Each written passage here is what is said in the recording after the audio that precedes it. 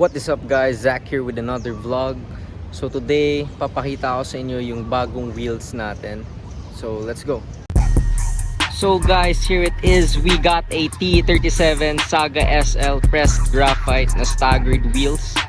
Meaning mas malaki yung width ng wheels sa likod compared sa front. So yung harap natin is 18 by 8.5 offset 45. And for the rear, we got a 18 by 9.5 offset 45. So mas labas siya compared sa front. And yung previous wheels natin, naka T37 Saga din tayo na diamond dark gunmetal yung color. Pero square setup siya, meaning 18 by 8.5 yung front and rear. So mas maliksi siya, mas malikot siya, mas pumapalo yung puwet niya. Pero kaya tayo nag-staggered kasi hinabol ko na yung aggressive look niya na mas labas yung likod. So yeah, hope you guys like my new wheels.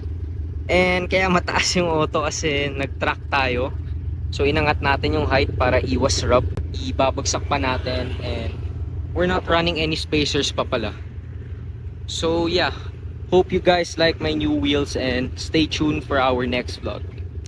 Peace out.